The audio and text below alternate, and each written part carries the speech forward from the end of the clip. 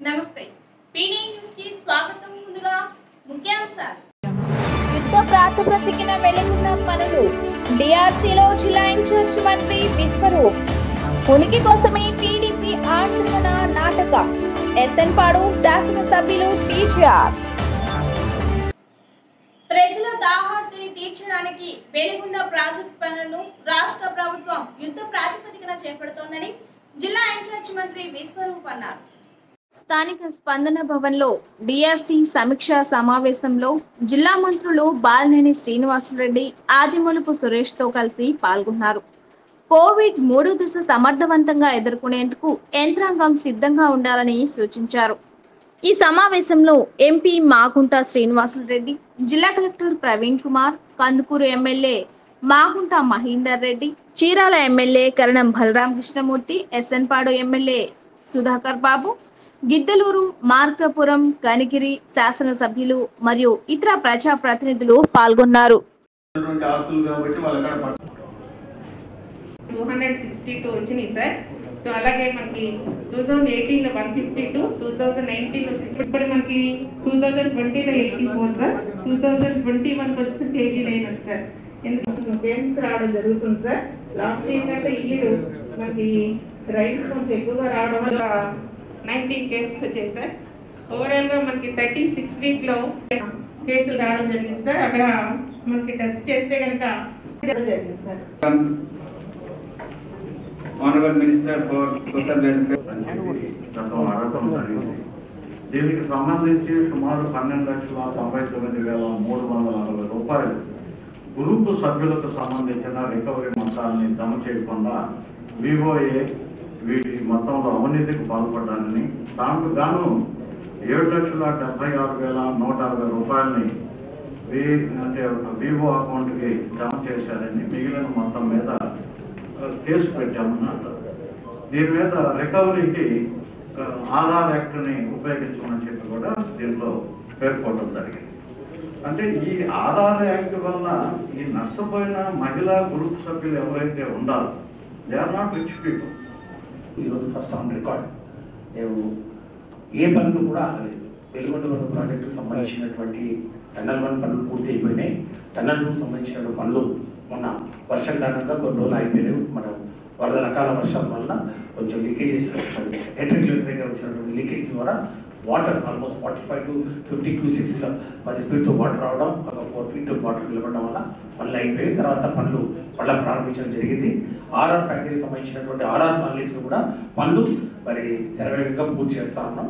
ఖచ్చితంగా ఇది త్వరలో మరి పనులన్నీ పూర్తి చేసుకొని స్టేజ్ 1, స్టేజ్ 2 ఇందాక గౌరవ శాసనసభ్యులు అడిగినట్టు స్టేజ్ 2 అంటే ఏదైతే స్టేజ్ 1 కింద 1,15,000 ఎకరాలకు ఆయకట్టుకు నీళ్ళు అందిస్తున్నాము, స్టేజ్ 2కు మళ్ళీ 3,30,000, టోటల్ 4,47,000 ఎకరాలకు సాగునీరు, 15 లక్షల మందికి తాగునీరు అందించే ఒక మరి వరదాయిని ప్రాజెక్టు, వెలుగొండ ప్రాజెక్టు, దీని మీద రాజకీయం చేస్తున్న పరిస్థితుల్లో ఒక క్రిస్టల్ క్లియర్గా నేను చెప్పేది ఏంటంటే, ఈ ప్రాజెక్టు అచ్చు తప్పు వలన ఖచ్చితంగా ఇది మన జరిగినటువంటి ఈ యొక్క గజెట్ నోటిఫికేషన్లో రాలేదు. కానీ అది చేర్చమని ముఖ్యమంత్రి గారి అనుమతితోటి వాళ్ళు అదే అన్నారు. చాలా మంది శాసనసభ్యులు తెలుగుదేశం పార్టీ వాళ్ళు ముఖ్యమంత్రి గారు స్పందించలేదు, లేకపోతే రాష్ట్ర ప్రభుత్వం దీని గురించి ఏం చేయలేదని ఐ హ్యావ్ ఆన్ రికార్డ్.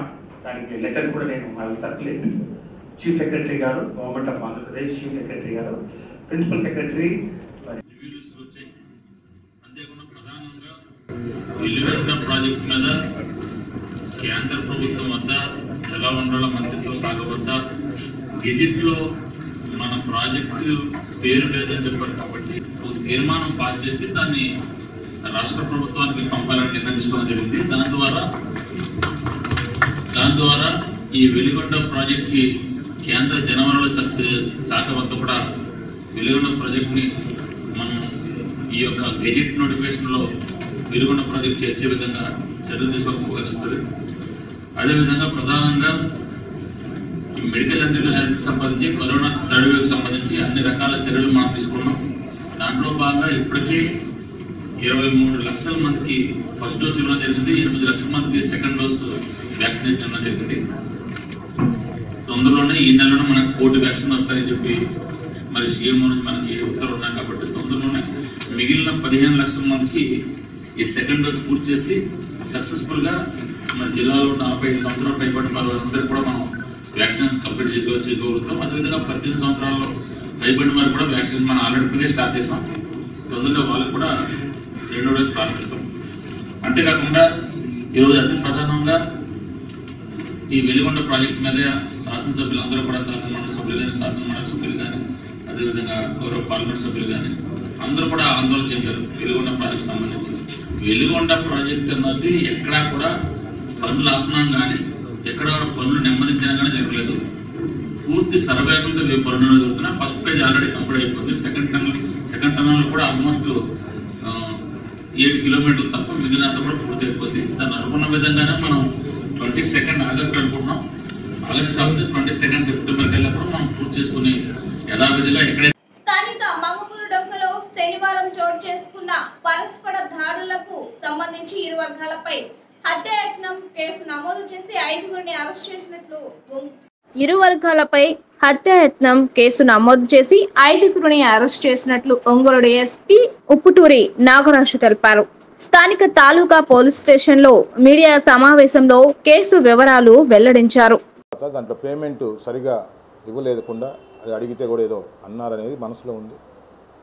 ఆ విషయాన్ని దృష్టిలో పెట్టుకొని వాళ్ళు తాగిన మైకంలో ఉన్నారు కాబట్టి ఇంతకుముందు ఇవ్వాల్సిన పైకం ఇవ్వకుండా మళ్ళీ కారు అవసరానికి ఏదో పుట్టినరోజు అవసరానికి కావాలంటున్నాం అనే దాని మీద గొడవ పడటం జరిగింది. అసలు మాట పెరిగిన తర్వాత ఆ తాగిన మైకంలో ఈ అబ్బాయిని, ఈ విజయవర్ధన్ రాజుని, ఈ చిట్టిమెండి చిట్టెమ్మారెడ్డి రామకృష్ణారెడ్డి మరియు పిడుగు రామకృష్ణారెడ్డి వీళ్ళిద్దరు కూడా కొంచెం కొట్టారు. వాళ్ళు బాగా మంచి గాయాలైంది. దాన్ని ఎవరో వీడియో కూడా తీయటం జరిగింది. ఈ ఇన్సిడెంట్ జరిగిన తర్వాత ఇతను ఫోన్ చేసి వీళ్ళకి సంబంధించిన వాళ్ళకి ఇట్లా నన్ను కొడుతున్నారని తెలియగానే ఈ విజయవర్ధన్ రావుకి సంబంధించిన ఫ్రెండ్స్ పెర్లి జోషి మరియు చంద్రశేఖరు మరియు అజయ్ కుమార్ అనే వాళ్ళు ఆ స్పాట్కి వెళ్ళడం జరిగింది. అప్పటికే ఈ విజయవర్ధన్ రాజుకి దెబ్బలు తగిలిన తర్వాత ఇది చూసిన తర్వాత వీళ్ళు కౌంటర్గా వాళ్ళని కూడా కొట్టడం జరిగింది. ఫస్ట్ ఇన్సిడెంట్ జరిగేటప్పటికే మనకి 100 కాల్ రావడం జరిగింది. సో మనకు ఆ దగ్గరలో ఉండే బ్లూ కోట్ కానిస్టేబుల్ పోవడం జరిగింది. కానీ ఒక కానిస్టేబుల్ కావటం వల్ల దాన్ని హ్యాండ్లింగ్ చేసుకోవటంలో మళ్ళీ ఈ రీఎన్ఫోర్స్మెంట్ని అడగడంలో అతను కొంచెం ఇదేంది. ఆ వీడియోలో కూడా అతను చెవిలో ఫోన్ పెట్టుకున్నట్టుగా మనం అపార్థం చేస్తున్నాం. కానీ ఆ ఫోన్లో ఫోర్స్ని రమ్మని చెప్పేసి, మొబైల్ని రమ్మని చెప్పేసి ఆయన అడుగుతున్నప్పుడు ఎవరో వీడియో తీశారు. ఆ కాల్ అనేది కూడా రీఎన్ఫోర్స్మెంట్ పోలీస్ కావాలనే ఆతురతో ఇట్లా గొడవ అవుతుంది, ఒక్కడినే హ్యాండిల్ చేయలేకున్నాననే దాని మీదనే ఆ ఫోన్ చేయడం జరిగింది. తర్వాత ఆ స్పాట్కి మళ్ళీ మా ఫోర్స్ ఈ మొబైల్ పార్టీలు అన్నీ వెళ్ళడం జరిగింది. అట్లాగే ఇంజ్యూర్డ్ పర్సన్స్ హాస్పిటల్ కూడా షిఫ్ట్ చేశాను. ఈ 2 కేసుల్లో కూడా ఈ దెబ్బలు తగిలిన విజయవర్ధన్ రాజు SC/ST పర్సన్ కాబట్టి ఈ రామకృష్ణారెడ్డి అండ్ రామకృష్ణారెడ్డి మీద SC/ST అట్రాసిటీస్ కేసు మరియు హత్యా ప్రయత్నము మరియు వీళ్ళు విజయవర్ధన్ రాజు మీద కూడా హత్యా ప్రయత్నము రెడ్ విత్ కామన్ ఇంటెన్షన్ అనే ఒక సెక్షన్లు పెట్టేసి ఆ రోజు నుంచి కూడా ఈ ఇన్సిడెంట్ జరిగినప్పటి నుంచి కూడా ఈ అవుట్స్కట్స్లో ఓపెన్ డ్రింకింగ్ మీద సుమారు 100 కేసులు ఇంతవరకు పెట్టాం. ఆ 11వ తారీఖు నుంచి అవుట్స్కట్స్ అంతా కూడా స్టెరైల్ చేస్తున్నాము. అవుట్స్కట్స్లో ఎవరైనా కానీ ఇట్లా ఓపెన్ డ్రింకింగ్ కానీ పాల్పడితే వాళ్ళని ఖచ్చితంగా తీసుకొచ్చి కౌన్సిలింగ్ చేసి వాళ్ళ మీద కేసులు కూడా పెట్టడం జరుగుతుంది. సుమారు ఆ ఇన్సిడెంట్ జరిగిన తర్వాత కూడా సుమారు ఒక 100 కేసులు మేము పెట్టడం కూడా జరిగింది.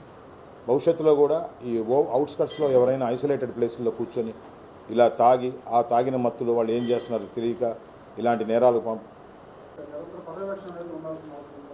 అది జనరల్గా కూడా నిరంతరమైన పర్యవేక్షణ అయితే ఖచ్చితంగా అవసరం. అంతకుముందు కూడా మేము పాత రోజుల్లో అంటే పాత విషయాలు మాట్లాడుకుంటే మనం మామిడిపాలెం ఆ డొంక రంగరాయుడి చెరువు అవన్నీ కూడా మనం స్టెరైల్ చేసి అవన్నీ క్లియర్ చేయడం జరిగింది. ఇప్పుడు కొత్తగా ఈ ఒంగోలు పరిసర ప్రాంతాల్లో ఎక్స్టెండ్ అవుతున్నాయి కాబట్టి రోజు రోజుకి ఒంగోలు యొక్క ముఖ స్వరూపం మారుతుంది. కొత్తగా ఐసోలేటెడ్గా హౌసెస్ వస్తున్నాయి. ఆ చుట్టుపక్కల కూడా కొంచెం ఇబ్బందులు ఉన్నాయి.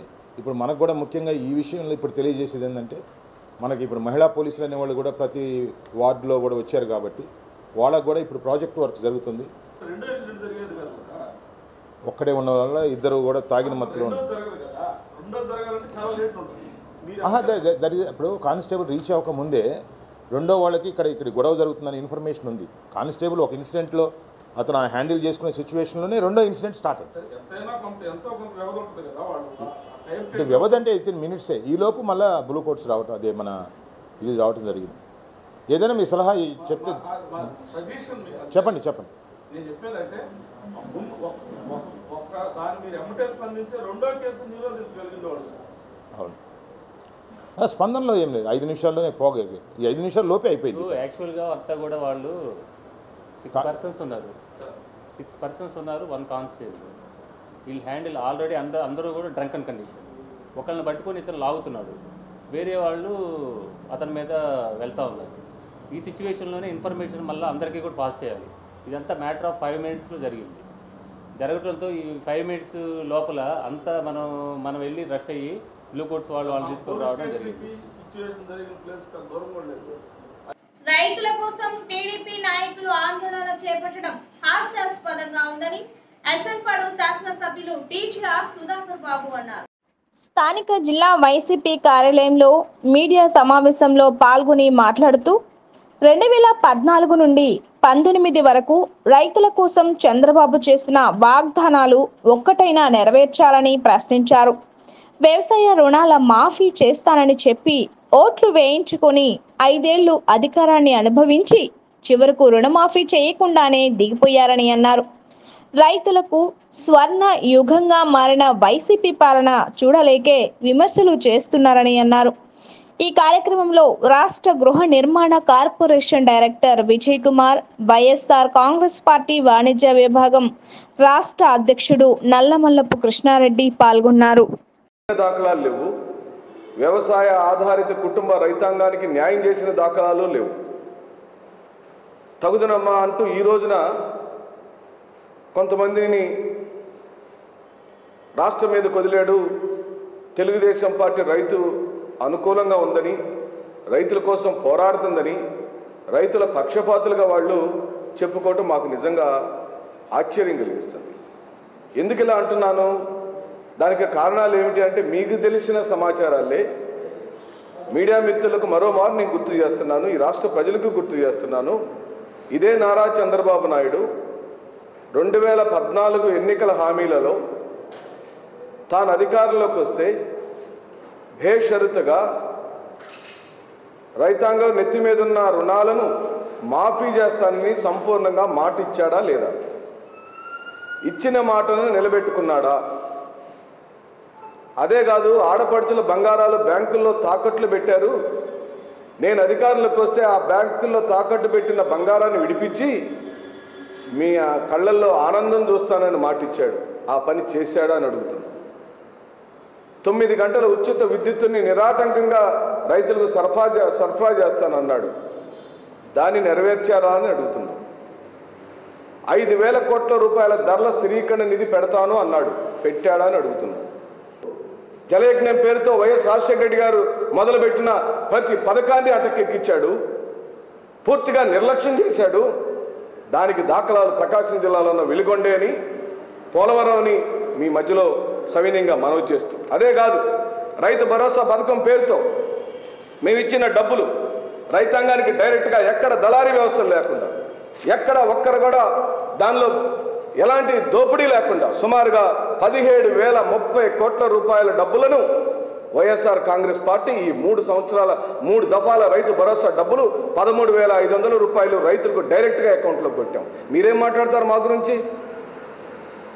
తాను అధికారంలోకి వస్తే 50,000 రూపాయల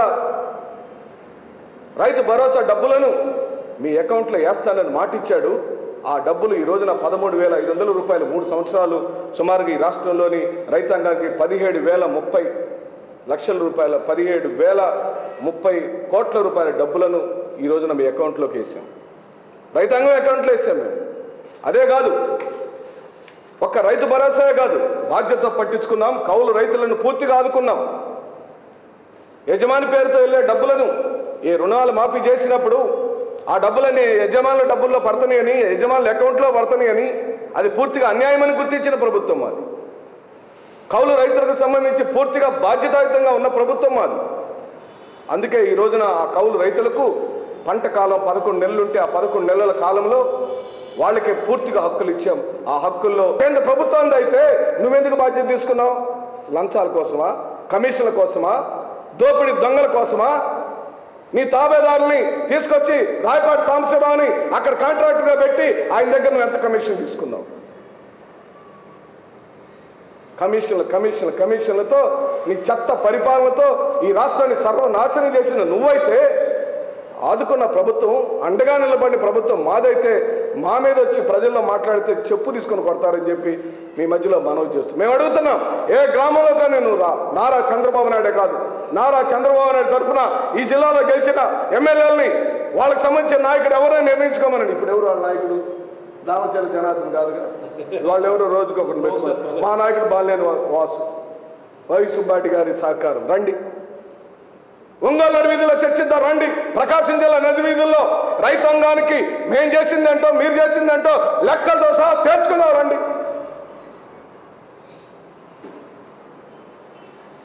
మట్టి కొట్టుకుపోతారు. మట్టిని నమ్ముకున్న రైతాంగం మోసం చేసి రుణాలు మాఫీ చేస్తారని మోసం చేసి దిగిపోయి ఈ రోజున మళ్ళీ మాట్లాడుతున్నారు సిగ్గు లేకుండా.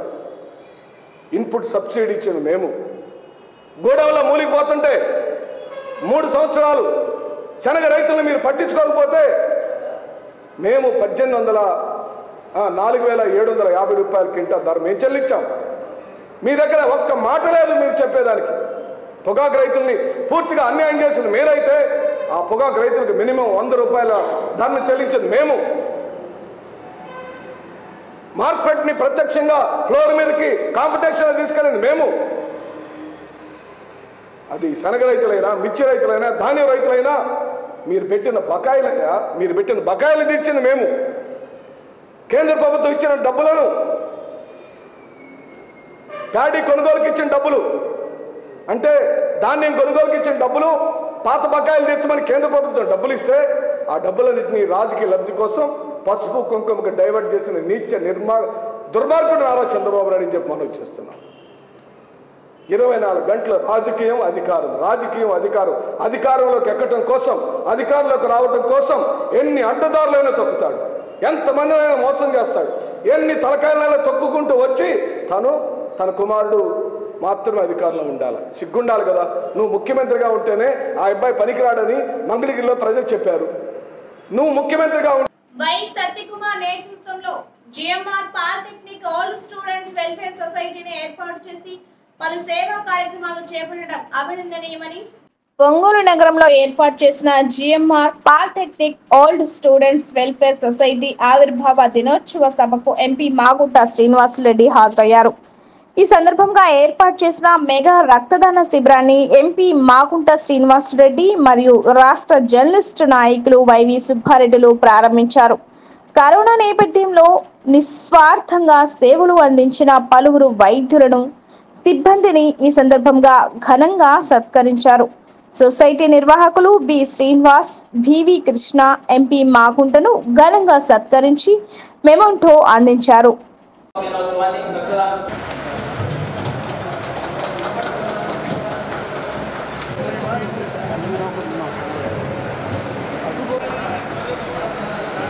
సూపర్వైజర్ గ్రేడ్ 2 గా ప్రమోట్ అయ్యారు. 2011లో గ్రేడ్ 1 ఈఓగా అయ్యారు. మీరు విద్యార్థులకు విద్యాపదం చేయడం అయితే పాఠశాలలో పనిచేసిన పాఠశాల అభివృద్ధికి విశేషంగా కృషి చేశారు. ప్రతి సంవత్సరం ప్రాణభిక్ష పెట్టారు. పేరు ప్రఖ్యాతలు సాధించారు. తల్లిదండ్రులు, ఉపాధ్యాయులు తీరాల స్వస్థలంగా ఉన్నటువంటి భవిష్యత్తులో కలుస్తూ అనేక మందికి మంచి పనులు చేస్తూ బాగా చదువుకునే విద్యార్థులను ప్రోత్సహిస్తూ తన పుట్టిన గ్రామానికి సేవలు అందిస్తూ మహోన్నతమైనటువంటి వ్యక్తి శ్రీ వైవి సుబ్బారావు గారు. వారిని అలాంటి గొప్ప వ్యక్తిని జర్నలిస్టు కోసం ఏమైనా చేస్తాను, నేనున్నాను అంటే అక్కడ వంశీ కృష్ణ గారిని, రిచర్డ్స్ గారిని మనస్ఫూర్తిగా కోరుకుంటున్నాను.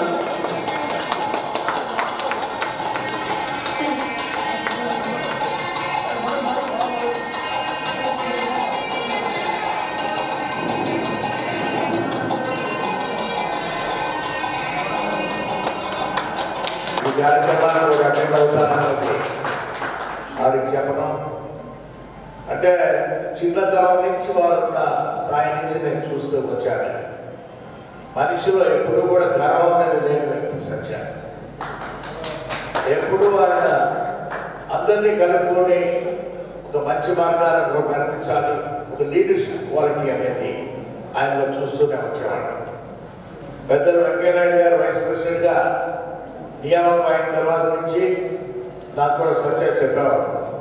అంటే ఇక్కడ ఇప్పుడు పొలిటికల్గా చేసే తక్కువ సార్ ఉన్నప్పుడు అందువల్ల పార్టీలో కార్యక్రమాలు చేసుకోవాలని అనుకుంటున్నానని అందుకు బ్లెస్సింగ్స్ అప్పుడు అమిత్ షా గారు ప్రెసిడెంట్ గారు ఉండారు. ఆయన ఆ విధంగా ఆయన రాజకీయ అంటే ఉన్న అనుభవంతో కూడా డైరెక్ట్ రాజకీయం అనేది ఎప్పుడు కూడా ఎంటర్ అయినవాడు కాదు. ఇప్పుడు ఈ దాదాపు 4 సంవత్సరాల నుంచి పార్టీ కొరకు చేస్తున్న సేవలు అనేది కూడా ఎప్పుడు కూడా ఆ బీజేపీ పార్టీలో ఉండేది ఎవరు కూడా మర్చిపోలేదు. ఎప్పుడు సత్య కనపడ్డా కూడా ఆయనకు ఒక మంచి రూమ్ ఇచ్చున్నారని పెట్టుకుండేవాడిని. ఆ పార్టీ ఆఫీస్ నన్ను ఎప్పుడు తీసుకెళ్తావయ్యా అన్నవాడిని. నేను వైఎస్ఆర్ కాంగ్రెస్ పార్టీలో ఉన్నాను, అందువల్ల ఏంటంటే నిన్ను ఆఫీసులో చూడాలని కోరిక ఉంది కానీ అక్కడికి రాలేను ఆయన అని చెప్పారు. లేదు సార్, మీరు ఎప్పుడు చెప్పినా కూడా నేను ఆఫీస్ కిందకు వచ్చి మిమ్మల్ని కూడా చూస్తాను, ఎప్పుడు కూడా మీరు వస్తున్నారని అంటే చెప్పాడు. అంటే మాకు మంచి సంబంధాలు కాబట్టి ఇవాళ ఆయన పుట్టినరోజు సందర్భంగా మనం ఘనంగా వయసు ఎంత అంటే 40 ఉన్నట్టున్నారు, 50 ఉంటారనుకుంటారు, పర్వాలేదు. అయినా కూడా ఆయన మన దృష్టిలో ఎప్పుడు కూడా యంగ్ యంగ్ యంగ్. ఆయన చేస్తున్న కార్యక్రమాలు కూడా చాలా చక్కగా కూడా ఓల్డ్ స్టూడెంట్స్ అందరినీ ఒక దగ్గర కూడా ఏర్పరచుకొని తన మదనపల్లిలో సిఎంఆర్ పాలిటెక్నిక్ కాలేజీలో చదువుతున్నప్పటి నుంచి వచ్చిన కరోనా మరీ దెబ్బతీసిన వాటిలో మీడియా రంగం చాలా బాగా దెబ్బతింది. అందులో పనిచేసే జర్నలిస్టులు, నాన్ జర్నలిస్టుల పరిస్థితి చాలా దయనీయంగా ఉంది. సత్యాలాంటి వాళ్ళు జోక్యం చేసుకొని కనీసం జర్నలిస్టులని ఫ్రంట్ లైన్ వారియర్స్గా గుర్తించే విధంగా కేంద్రం, రాష్ట్ర ప్రభుత్వాలతో కూడా మాట్లాడి చేయాల్సిన అవసరం ఉంది. ఆ విషయంలో సత్యదర్శనం అయిపోతుంది. అలాగే మీ అసోసియేషన్ ద్వారా నాదొక చిన్న విజ్ఞప్తి. ఈ రాష్ట్రంలో 125 మంది జర్నలిస్టులు కరోనా బాధితులుగా చనిపోయారు. మేము ఆన్లైన్ ఉద్యమం ద్వారా రాష్ట్ర ముఖ్యమంత్రి మీద ఒత్తిడి తీసుకొస్తే ప్రతి కుటుంబానికి 5 లక్షలు ఇస్తానని హామీ ఇచ్చిన తర్వాత ఫైనాన్షియల్ పరిస్థితుల్లో ఇవ్వలేమని చెప్పి ఇప్పుడు వెనక్కి దగ్గారు. ఇతర అనేక రాష్ట్రాలు స్టాలిన్ లాంటి ముఖ్యమంత్రులు కొత్తగా వచ్చిన కూడా చాలా హెల్ప్ చేస్తున్నారు. సత్య ఈ అసోసియేషన్లో ఏమాత్రం శక్తి ఉన్నా నా శ్రీనివాస్ చెప్పాడు ఇతరులకు కూడా హెల్ప్ చేయాలని. జిల్లాలో కనీసం ఒక చనిపోయిన జర్నలిస్ట్ కుటుంబానికైనా మీ అసోసియేషన్ ద్వారా అండగా, ఆర్థికంగా అండగా నిలవాలని విజ్ఞప్తి చేస్తూ తద్వారా మీరు ఈ సేవా రంగాన్ని సాగుకోవాలి. ఎందుకంటే జనరల్గా పాలిటెక్నిక్ చదివిన స్టూడెంట్స్, బాగా చదివిన వాళ్ళు ఎవరు ఖాళీగా ఉండరు. ఆ రోజు నాతో చదివిన వాళ్ళందరూ పోయినా సివిల్ అయితే హౌసింగ్లోనో ఆర్డబ్ల్యూఎస్లోనో బీఆర్లోనో గడపడుతున్నారు. వివిధ రకాల ప్రకాశం జిల్లాలో దివ్యాంగులకు ఆసటగా నిలుస్తూ వారి సంక్షేమమే లక్ష్యంగా పనిచేస్తున్న దివ్యాంగుల సంక్షేమానికి తన సహకారాలు ఎల్లవేళలా అందిస్తామని అన్నారు. స్థాపించిన అనతి కాలంలోనే సూర్యశ్రీ దివ్యాంగుల చారిటబుల్ ట్రస్ట్ మంచి ప్రఖ్యాత పొందిందని పలువురు వక్తలు కొనియాడారు. ఎంతో మంది దివ్యాంగులకు ఆసరా కల్పిస్తూ ట్రస్ట్ వ్యవస్థాపక అధ్యక్షులు మండవ మురళీకృష్ణ ఉన్నత శిఖరాలను అధిరోహించాలని కోరారు. ఈ కార్యక్రమంలో రిమ్స్ వైద్యశాల పర్యవేక్షకులు శ్రీరాములు, నవ్యాంధ్ర రచయిత్రులు సంఘ అధ్యక్షురాలు టి అరుణ, మహిళా కమిషన్ మాజీ సభ్యురాలు T Ramadevi, doctor Kamalahasin, corporator Malaga Ramesh, doctor Prashanthi, doctor Pragna, నగర అభివృద్ధి కమిటీ అధ్యక్షులు మారల సుబ్బారావు, కొల్లా మధు, ప్రజా గాయకులు, ట్రస్ట్ సభ్యులు నూకతోటి శరత్, దివ్యాంగుల సంఘ నాయకులు CH Srinivas Reddy, Kankanala Anjaneyulu, trust chairman Sheikh షహనాజ్తో పాటు పలువురు పాల్గొన్నారు. అనంతరం అతిథులను ట్రస్ట్ సభ్యులు ఘనంగా సన్మానించారు.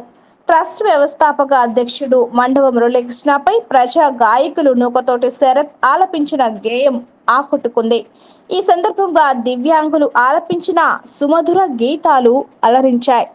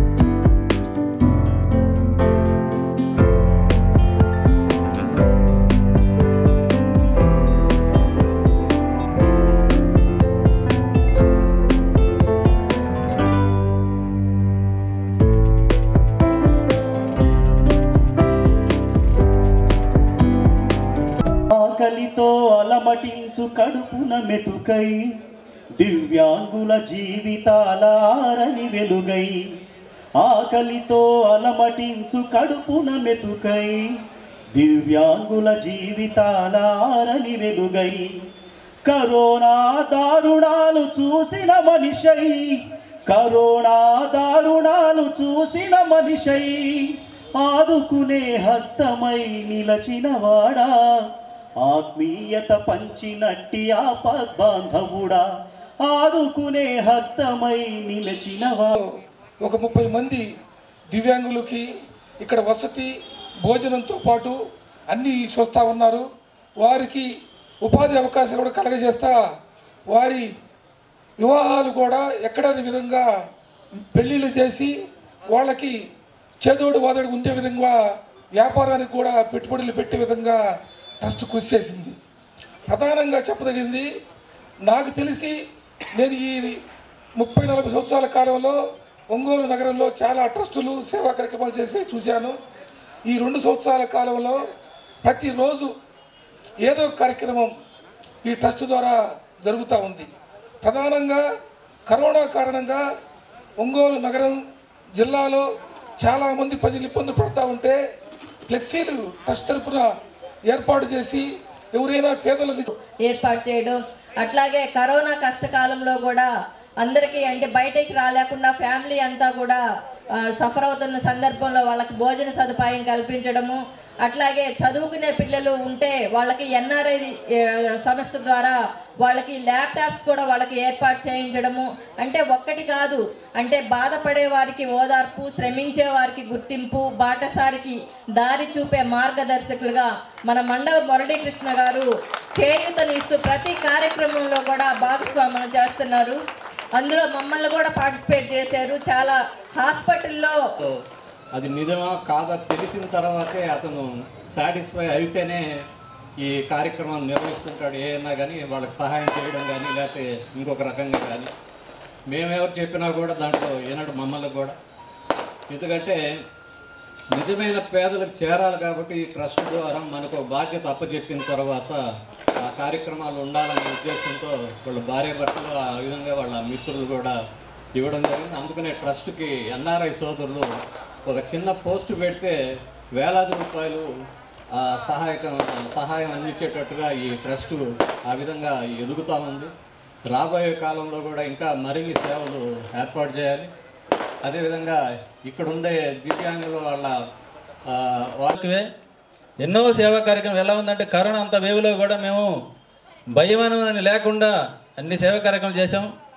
ఎవరు ఎఫెక్ట్ కాకుండా ఆ దేవుడి దయ వల్ల సేవ వల్ల అందరం బయటపడ్డాము.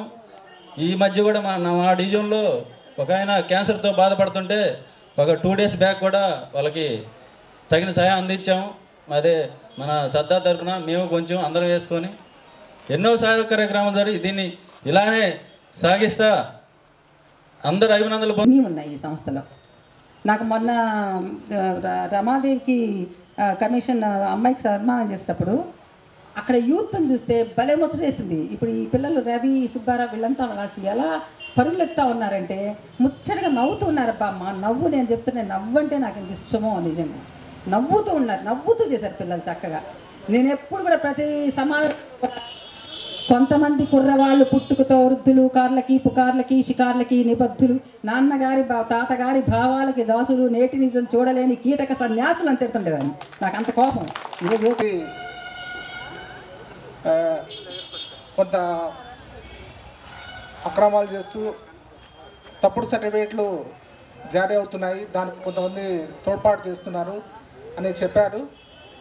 సో ఈ విషయంలో నేను సూపరింటెండెంట్ అయిన తర్వాత చాలా మార్పులు చేశాను, చాలామందిని మార్చాను. అక్కడ ఉన్న డేటా ఎంట్రీ ఆపరేటర్స్ని వెళ్ళి కూడా డాక్టర్ కూడా చాలా అంటే ఆ వ్యక్తిని పరీక్షించిన తర్వాత అతని డేటాను డాక్టరే డైరెక్ట్గా ఎంటర్ చేసే విధంగా ఏర్పాటు చేశాను. అయితే కోవిడ్ రావడము, కోవిడ్ తర్వాత స్టాఫ్ ఈ వర్క్ ఇదంతా పెరిగిపోవడము, దాంతో మరి కొంత డిస్టర్బెన్స్ వచ్చింది. ఈ కోవిడ్ సీజన్లో యాక్చువల్గా ఈ క్యాంప్స్ కూడా మనం స్టార్ట్ చేయాల్సిన అవసరం వచ్చింది. తర్వాత ఇప్పుడు స్టార్ట్ చేశాము. మీరు చెప్పినగానే తప్పకుండా నేను పాజిటివ్గా తీసుకుంటున్నాను. నేను తప్పకుండా అలాంటి వారి మీద చర్య తీసుకొని ఈ విధంగా ఏదైనా అవకాశాలు ఏమున్నాయి, వాళ్ళకి ప్రభుత్వం నుండి ఉచితంగా వచ్చే వాటిని వాళ్ళు ఉపయోగించుకోవాలనే తాపత్రయంతో ఆయన ఎప్పుడు ఉంటారు. అలాగే ఇందాక ఆయన ఎంతసేపు చెప్పినా అవే చెప్తుంటారు. ఆయన చాలా మీరు గమనించే ఉంటారు. ఆయన ఆపాల్సి వచ్చింది, ఎందుకు ఇంకా చాలాసేపు తీసుకుంటారు టైం అన్నట్లుగా. నిజంగా ప్రభుత్వం నుండి ఎన్నో అవకాశాలు ఉన్నాయి, తెలియని వారు చాలామంది ఉన్నారు. మరి ల్యాప్టాప్స్ కావచ్చు, టచ్ ఫోన్లు కావచ్చు, మరి ఇవన్నీ కూడా చాలా ప్రభుత్వం నుండి ఇస్తున్నారు. నిజంగానే ఆయన ఇందాక మీరు గుర్తించాలని చెప్పిన విధంగా నిజంగా సేవా తత్పరులు. ప్రభుత్వం నుండి అందించనివి వారికి దివ్యాంగులకు అవసరమైన ఏవో గుర్తించి వాటి విషయంలో వారికి సహకారం అందించినట్లయితే నిజంగా మీ మేలు వారు జీవితంలో మర్చిపోలేరు. నిజంగా ఇక్కడ ఆశ్రయం పొందుతున్నటువంటి దివ్యాంగులను ముందుగా అభినందిస్తున్నాను. ఇంత మంచి చారిటబుల్ ట్రస్ట్లో మీరు ఆశ్రయం పొంది మరి మీ భవిష్యత్తు కోసం మరి ఇక్కడ వాళ్ళు మీ భవిష్యత్తు ఎలా ఉండాలి, వాళ్ళు మంచి కళలు కానీ వాళ్ళ ఉద్దేశాలని మీ ద్వారా ఆచరింపజేసి మీలో ఒక క్రమశిక్షణని, ఒక డిసిప్లిన్ని రెగ్యులర్గా అలవాటు చేస్తూ మరి మిమ్మల్ని చాలా ఉత్సాహంగా ఉంచుతున్నారు. ఇందాక మన అరుణ మేడం గారు కూడా మాట్లాడుతూ చెప్పారు, స్ఫూర్తి అనేది దివ్యాంగులు చూసి నేర్చుకోవాలి. నిజంగానే ఒక పని పట్టుకున్నారు అంటే ఆ పని అయ్యేంత వరకు వాళ్ళు విశ్రమించరు. ఎందుకు నేను చెప్తున్నానంటే షహనాజ్ మేడం కావచ్చు, శ్రీనివాస్ గారు కావచ్చు, కలెక్టరేట్కి వచ్చారంటే ఒక పని మీద కలెక్టర్ గారు కానీ మేము కానీ ఏదైనా మీటింగ్లో ఉండి ఎంత బిజీగా ఉన్నా సరే ఆ మీటింగ్ అయిపోయేంత వరకు ఓపిక్గా వాళ్ళు వేచి ఉండి వాళ్ళతో పాటు తీసుకొచ్చినటువంటి దివ్యాంగులను కూడా వేచి ఉంచి అసలు చక్కగా ఎంతసేపు మేము మీకోసం వెయిట్ చేసామని విసుగు కూడా లేకుండా వాళ్ళు అసలు అక్కడ దాకా రావాల్సిన అవసరం కూడా లేదు. వాళ్ళ జేబులో నుండి ఇస్తున్నటువంటి డబ్బుల్ని మా ద్వారా ఇస్తే వాళ్ళు ఉత్సాహంగా ఉంటారనే ఉద్దేశంతో మాతో ఇప్పించాలని చెప్పి కలెక్టర్ గారి దగ్గరికి వచ్చి ఇప్పిస్తూ ఉంటారు కొన్ని సహాయాలని ఎవరన్నా దాఖలు చేసినప్పుడు. నిజంగా అది నాకు చాలా మంచిగా అనిపిస్తుంది. ఎందుకంటే ఇక్కడ నుండి వాళ్ళని తీసుకురావాలంటే ఒక ఆటో మాట్లాడుకోవాలి, కలెక్టర్ ఆఫీస్కి రావాలి, కలెక్టర్ గారి కోసం వెయిట్ చేయాలి, వాళ్ళ సమయం ఇవ్వాలి. అది ఒక నిమిషమే కావచ్చు, కానీ నిరీక్షణ అనేది చాలా ఓర్న వాళ్ళలో కూడా ఒక ఆలోచన రావచ్చు ఈ ఎక్స్పీరియన్స్ని బట్టి. గతంలో ఏంటంటే పెన్షన్లు ఏమన్నా ఇవ్వాలంటే దివ్యాంగులకి ఎవరన్నా ఒకరు చనిపోతే ఆ ప్లేస్లోనే మనం అకామిడేట్ చేయగలిగేవాళ్ళం. కొత్త పెన్షన్లు అట్లా ఇప్పుడులాగా సాచురేషన్ మోడ్లో అప్పుడు ఉండేది కాదు. నేనేం చేసేదంటే యాజ్ ఎ సూపరింటెండెంట్గా ప్రతిదీ ఎవరెవరికి ఏమేమి అవసరం అర్హులు ఉన్న పేర్లన్నీ రాసి పెట్టుకుని ఉండేదాన్ని. మా ఎంఆర్ఓ గారు ఏం చేసేవాళ్ళంటే నాకే అప్పచెప్పేవారు అనమాట, ఎవరు ఎలిజిబుల్ ఉన్నారో వాళ్ళని అకామిడేట్ చేయండి అని. ఒక విఆర్ఓ వచ్చి రిటర్న్ చేస్తున్నాడు, ఒకళ్ళు చనిపోయారు మేడం అని రిటర్న్ చేస్తుంటే వికలాంగుల పెన్షన్ని. అప్పుడు పలానా ఉమారాణి అనే అమ్మాయి పేరు నాకు ఇప్పుడు కూడా గుర్తు అనమాట. వెంటనే ఆ కన్సర్న్ విఆర్ఓని పిలిచి మరి ఆ అమ్మాయికి ఇద్దాము, ఇమీడియట్గా ఆమె అప్లికేషన్ తీసుకొని రండి అని చెప్తే మేడం ఆ అమ్మాయి 2 నెలల క్రితం చనిపోయి. రక్తనాళాలకు సంబంధించిన వ్యాధులతో బాధపడే వారికి ప్రతి నెల 3వ గురువారం స్థానిక కిమ్స్ హాస్పిటల్లో ఎండోవాస్కులర్ సర్జన్ డాక్టర్ నరేంద్రనాథ్ మేడా అందుబాటులో ఉంటారని కిమ్స్ హాస్పిటల్ నిర్వాహకులు తెలిపారు. శరీరంలో రక్త ప్రసరణకు సంబంధించిన చికిత్స ఆపరేషన్ను నిర్వహిస్తున్నట్లు తెలిపారు.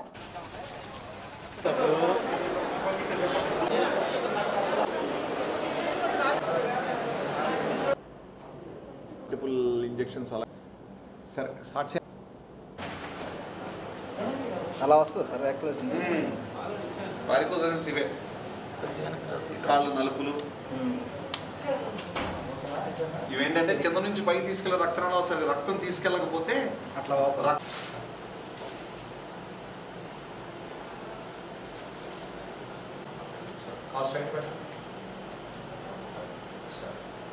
దగ్గరికి వేసి కడితే కనుక సరిపోతుంది. 15 years బ్యాక్ తీసుకుంటే ఇప్పుడు రీసెంట్గా ఈ వాస్కులర్ సర్జరీ స్పెషాలిటీ అనేది వచ్చింది. ఇందులో కూడా చాలా తక్కువ మంది ఈ స్పెషలైజేషన్ చేస్తున్నారు.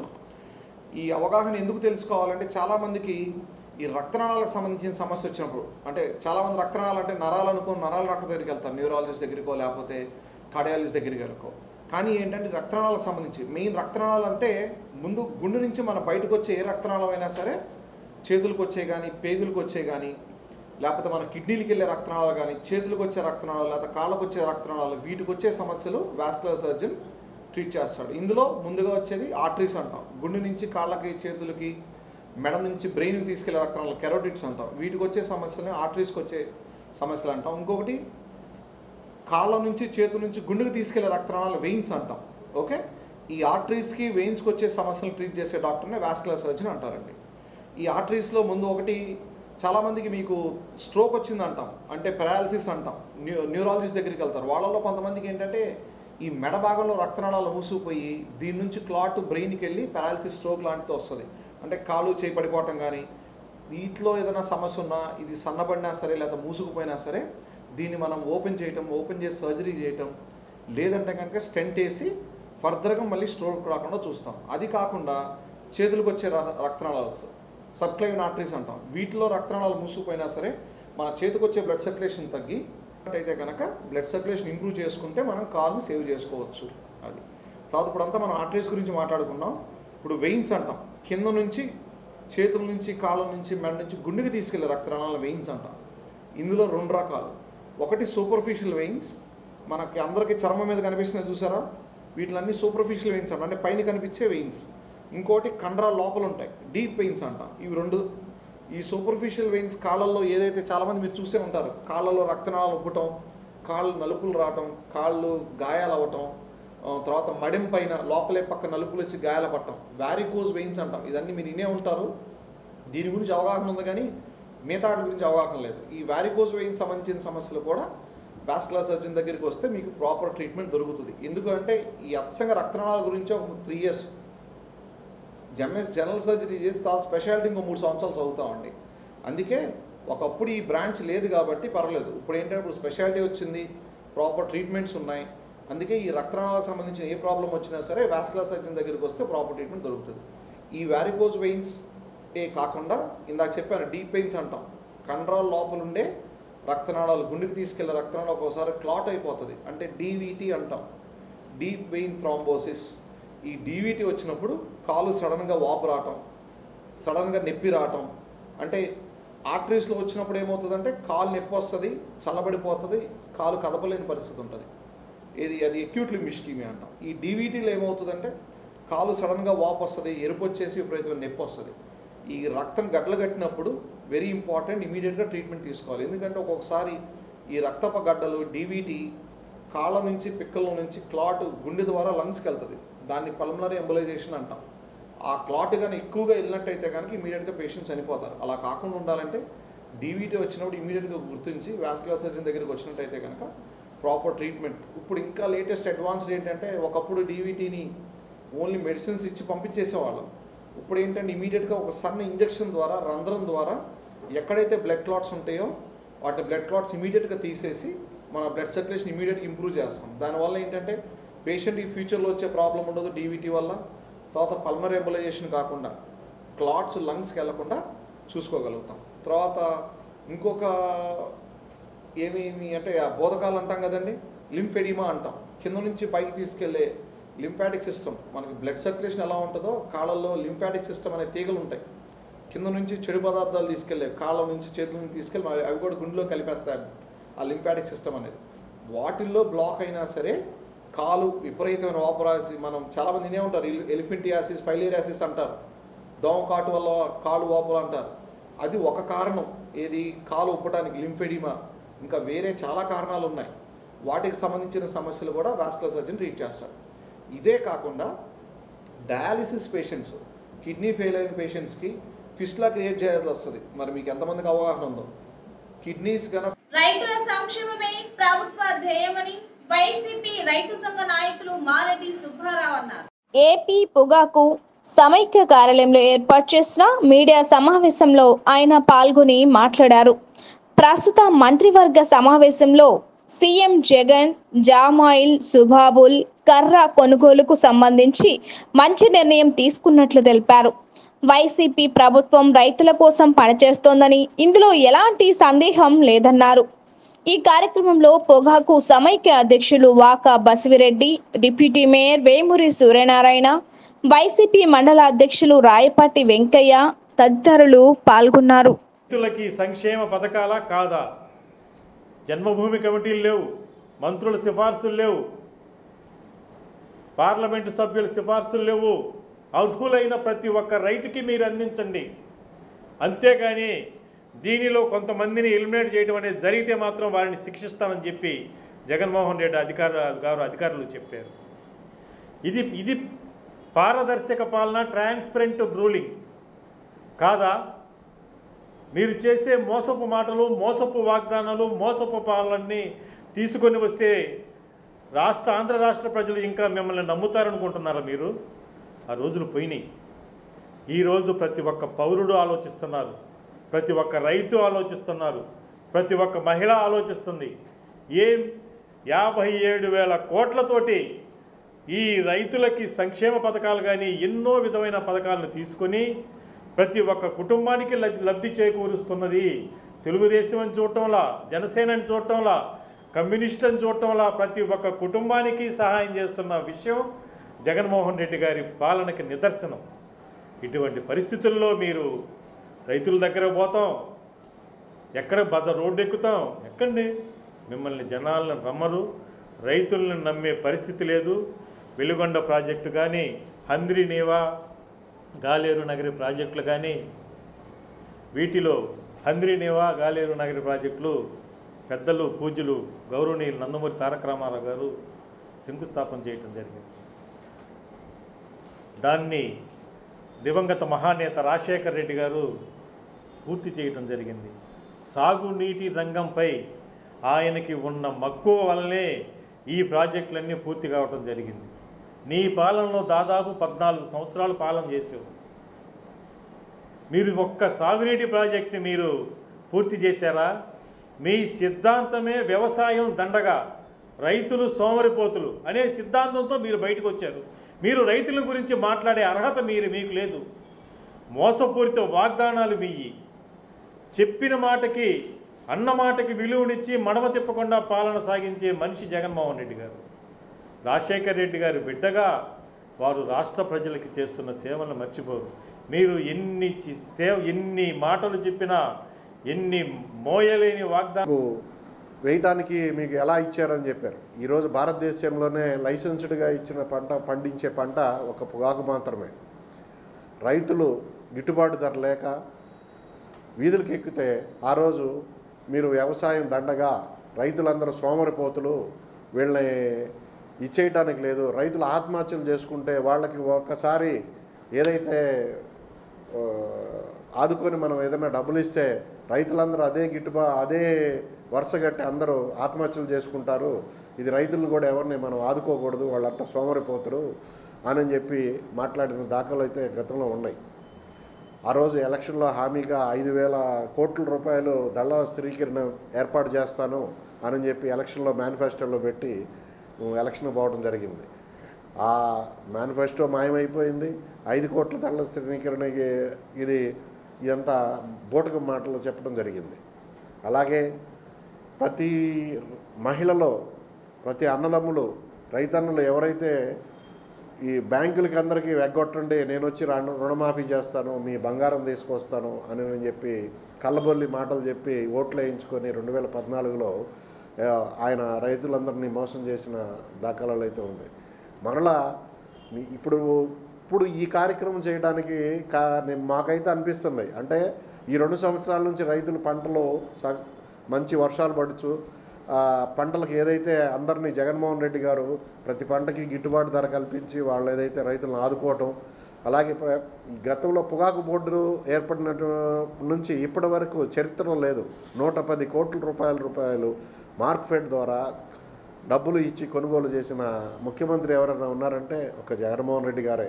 అంత ధైర్యంగా, అంత ఇదిగా రైతులను ఆదుకోవాలా, ఎటువంటి ప్రభుత్వానికి నష్టం వచ్చినా పర్వాలేదు అని చెప్పి ఈ ముందుకు వెళ్ళినటువంటి ముఖ్యమంత్రి ఎవరైనా ఉన్నారంటే అది ఒక జగన్మోహన్ రెడ్డి గారు. ఈరోజు 9 గంటలు నిరంతరము రైతులకి నాణ్యమైన కరెంటుని ఇస్తున్న ముఖ్యమంత్రి భారతదేశ చరిత్రలో ఎవరైనా ఉన్నారంటే ఒక జగన్మోహన్ రెడ్డి గారే. ఇలా ఎన్నో కార్యక్రమాలకి రైతు భరోసాలో 12,500 రూపాయలు సంవత్సరానికి ఇస్తారని చెప్పి ఏదైతే ఆయన ఎలక్షన్లో మేనిఫెస్టోలో చెప్పడం జరిగిందో దానికి ఇంకొక అదనంగా 1,000 రూపాయలు కలిపి 4 సంవత్సరాలు కాదు 5 సంవత్సరాలు ఇస్తున్న ఘనత ప్రతి రైతు కుటుంబానికి పంట సమయంలో పెట్టుబడిగా ఇస్తున్న ఎవరన్నా ఉన్నారంటే భారతదేశంలోనే ఒక చంద్రబాబు నాయుడు గారు ఎప్పుడు చేయలే, ఇలాంటి ఆలోచనలు రాలా ఆయనకి. ఇప్పుడు ఈ జగన్మోహన్ రెడ్డి ఇన్ని రైతుల కోసం ఇన్ని సంక్షేమ పథకాలు, కనీసం ఒక పార్లమెంట్ సభ్యుడిగా సుబ్బారెడ్డి గారు చేసినంత పని కూడా ఈ రాష్ట్ర ముఖ్యమంత్రిగా ఉండి మీరు ఆ రోజు చేయలేకపోయారు. మరి మీరు రైతులను చూసి ఎప్పుడు కూడా 10 నిమిషాలు ఇంటర్వ్యూ కూడా ఇవ్వాలా?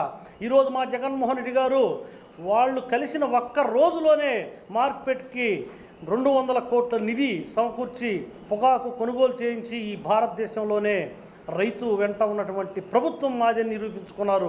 రైతుకి ఏ కష్టం వచ్చినా నేనున్నానని ప్రప్రదంగా రాజశేఖర రెడ్డి గారు కానీ జగన్మోహన్ రెడ్డి గారు కానీ చెబుతూనే ఉన్నారు. అలాంటి ప్రభుత్వం మీద మీరు ఎన్ని నిందలు వేసినా ఈరోజు రైతులు దానికి సిద్ధంగా లేరు. మీ క్రాప్ హాలిడే వాళ్ళే పొలంలో పంట వేయకుండా విధించుకున్నటువంటి రోజులు ఉన్నాయి. వాళ్ళకని మీరు నీరు కూడా సప్లై చేయలే. వర్షం ఎటు మీకు వరుణదేవుడు అనుకరించడు. మీరు ఉన్నటువంటి ప్రతి సంవత్సరం రైతు వలస కూలీలుగా వెళ్ళారు. రైతుగా కాకుండా వివిధ ప్రాంతాలకి వలస కూలీలుగా వెళ్ళి రైతులు చాలా హింసపడ్డ రోజులు ఉన్నాయి. కనుక మీరు ఇకనైనా మానుకోండి. మీరు ఏ వర్గం లేకపోయినా మీకు ఆదరణ లేదు. ఒక రైతు వర్గమే కాదు, ప్రతి వర్గం వెంట జగన్మోహన్ రెడ్డి గారు ఉన్నారు. ఈ 2 సంవత్సరాల కరోనా సమయంలో కూడా జగన్మోహన్ రెడ్డి గారు ప్రజల వెంట ఎంత ఉన్నారో, ఇచ్చిన హామీలు 99% ఇచ్చి మరి ఎంత నిధులు భారమైనటో కూడా అవి కూడా భరిస్తూ చెప్పిన నిధులన్నిటి కూడా అన్ని వర్గాలకి సమకూర్చున్నటువంటి జగన్మోహన్ రెడ్డి గారి ప్రభుత్వం మీద మీరు నిందలు వేయటం మానుకోండి. ఏదన్నా మంచి సూచనలు ఇచ్చింటే బాగుంటుందని మేము తెలియపరుస్తూ ప్రకాశం జిల్లా తెలుగు మన రైతు వైఎస్ యుద్ధ ప్రాతిపదికన వెలుగున్న పనులు. డిఆర్సీలో జిల్లా ఇన్ఛార్జ్ మంత్రి విశ్వరూప్.